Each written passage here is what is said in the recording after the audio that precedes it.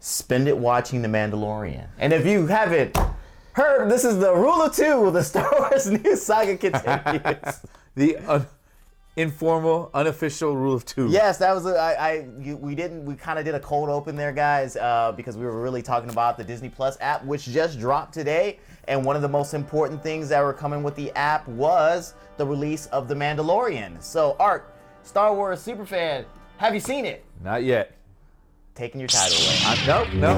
I am such a super fan that I am willing to wait until several of them come out so I can use some days of my vacation. Okay. You're going to binge watch it. I'm going to dedicate a couple of my vacation days before the year ends to just binge watch. So instead of waking up at 6 o'clock in the morning and just seeing an episode and then waiting, like some people, until the next week for it to drop, I want to dedicate a whole, I was going to say, what's the word I was looking for? My undivided attention. Yes. You know, that's one of the things I'm even going to turn my cell phone off. I don't care. Hey. Just shut out the world to watch The Mandalorian. Yes. You know what? I would say at the first viewing of The Mandalorian and my subsequential... Is that the word I'm looking for? Subsequential? That word. Viewings of The Mandalorian, I have to say that it is definitely worthwhile. I do have some minor gripes. Very, very, nitpicking gripes with it. But the show itself is really entertaining, and it leaves you, wanting more. Like, the next episode's not due out till Friday.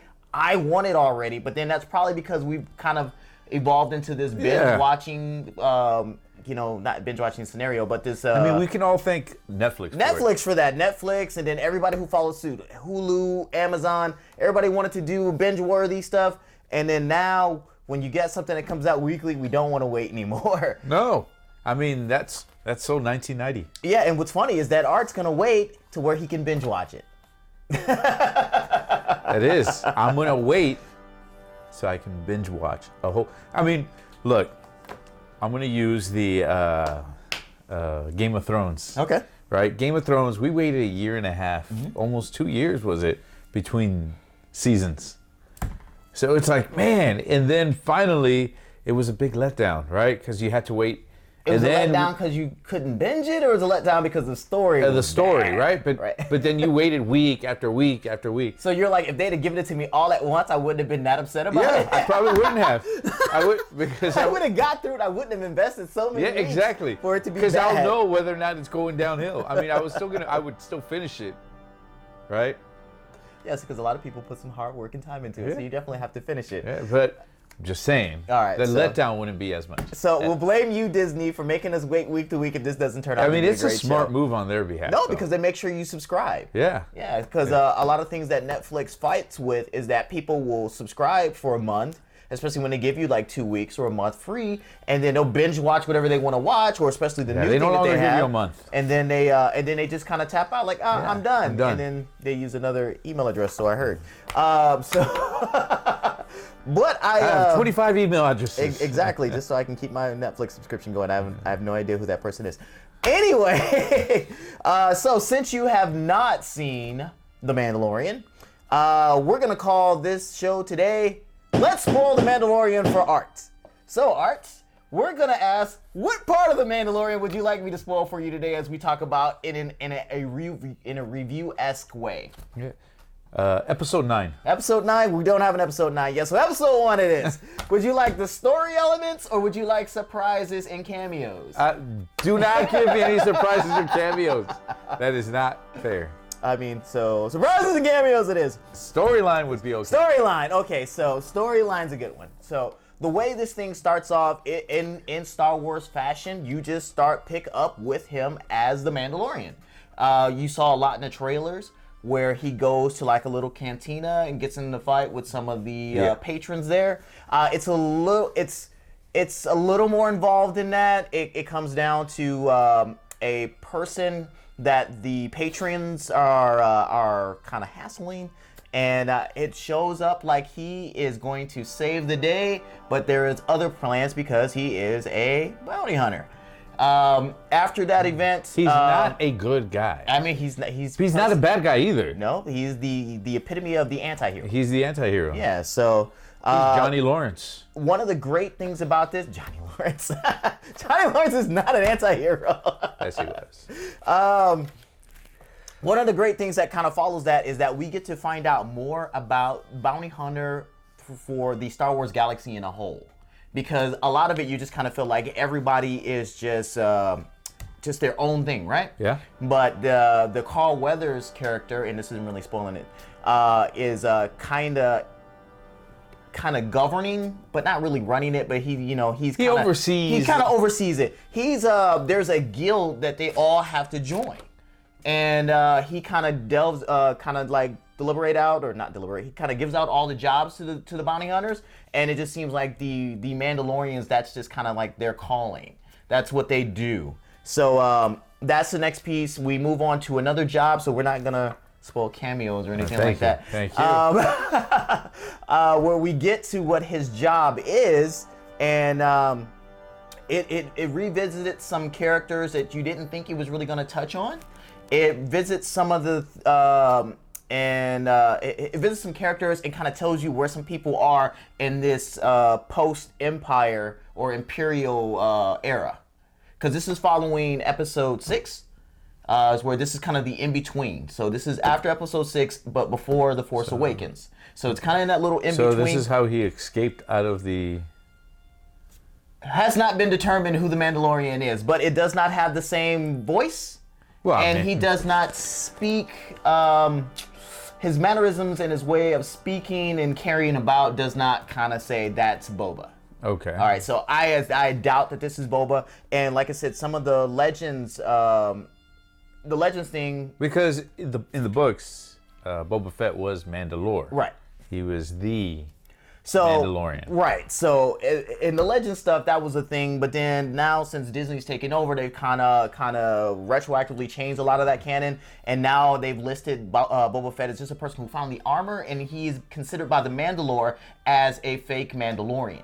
So the way that this one's presented, where we actually get to see Mandalore more or less, I think. Yeah.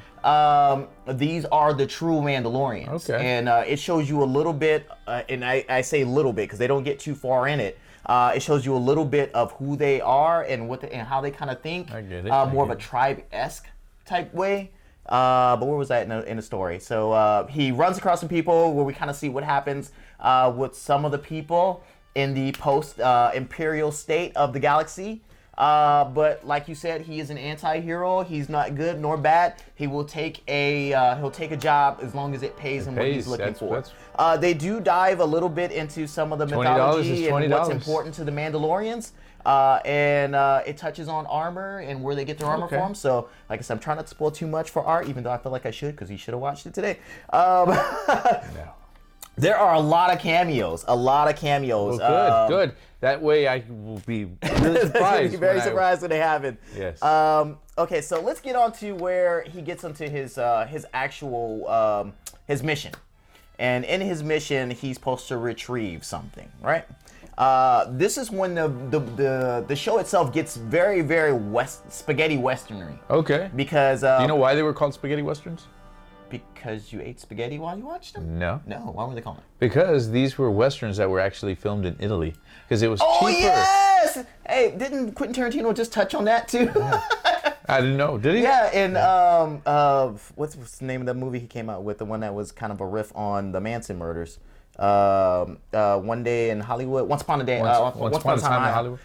He references that because the lead character goes over to Italy to do westerns. Yeah, that's why they were called spaghetti westerns. Okay, well, it actually invokes a lot of that. Okay. And you've seen like the Star Wars Christmas special, right? Where they do the Life Day and they do the whole Boba Fett thing. Man, do they reference that, but not really. But they reference a lot from it, but not really. So as you see things unfold, you're like, oh, that's a Star Wars Christmas special. Oh, that's a Star Wars Christmas special. So they kind of tie that back into the story. Okay. One of the best scenes, I'm not going to spoil it, but you do know that IG-11, the other bounty droid, is in this, right? From the trailers. I didn't know that was him. Okay. Well, it's not IG-88. It's IG-11. So IG-88 is still somewhere out in the galaxy. IG-11 is a different bounty droid, but looks exactly like IG-88. Well, I mean, they're droids. They're all... I mean, even the R2 droids look different, or the color scheme. The color scheme. They could have gave him a different color scheme, but they didn't. Like BB-8 was circular, round, right? He was a sphere, and then his head was like a dome. Mm-hmm. And but that'd be like saying like another BB model would be the same. They did they had a black one. They had a black one, and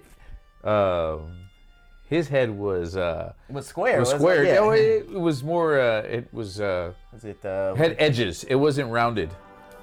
Yeah, little things. We don't know geometry around here. I know. I'm just testing you.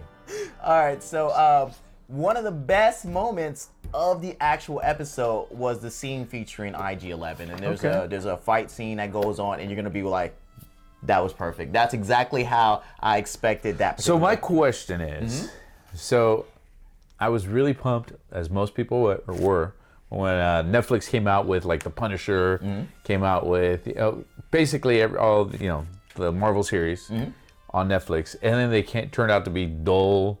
Long, they made him boring. So dramatic and so slow. It was we were there for action, and we got very little, and we got more drama with poor acting.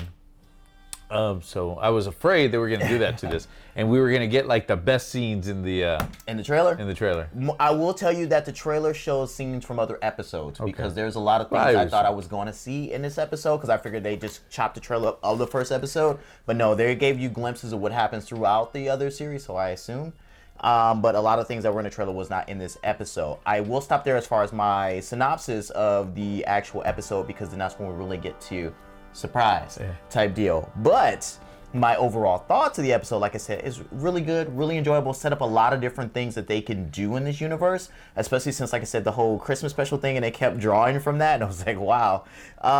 It really kind of connects. Do you think they have something up their sleeve where they're gonna be like, oh, they're definitely gonna do something where like, oh, okay, I get you guys. But it connects a lot of the universe, especially from a lot of the expanded portions of it. It kind of ties it all in. So,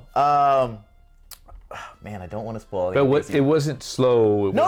Okay, so what you're saying. So there is probably, so there's fight scene 1, quasi thing that happens. And it's a very short episode. I thought it was going to be hour-long episodes, and this one's like 37 minutes, something like that. So then I can wait and at least... That's probably done on purpose because like you said, they didn't want to drag this out. They literally said, okay, you're going to do this, you're going to do this, you're going to do this, roll credits. Yeah. Surprise, roll credits. And but it leaves the door open, like, where are you guys going with that particular surprise? I am ready for another episode. Sir, did you have any questions outside of me not spoiling the cameos? It's hard to ask a question without it getting spoiled. Well, next time when episode 2 comes up, you better at least have watched episode 1, and then we'll come in. I'll have a question for you. This is a pop quiz. Okay. Who trained the clone troopers? Well, I mean, at the time in Attack of the Clones, they really kind of showed Jango, but he just kind of was like a kind of a DNA donor. They didn't really say he trained them, right? That's a good question. I have no idea. Mandalorians did. Not all of them. There was so many clone troopers. They brought in different people to train them. So they brought in a lot of Mandalorians to help train. So a lot of the clone troopers follow the Mandalorian ways. Okay. Before the accelerated process started killing them out. Okay. Cool. So just a little tidbit of information for you. And now you know. And now you know. And knowing is half the battle. Oh, I was doing a little the rainbow. Oh, the rainbow with the... You can do both.